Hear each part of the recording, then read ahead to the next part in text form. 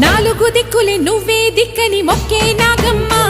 నీ బంగారు కాంతుల చల్లని పడగల దీవెనలి అమ్మ అమ్మా నాలుగు దిక్కులే నువ్వే దిక్కని మొక్కే నాగమ్మ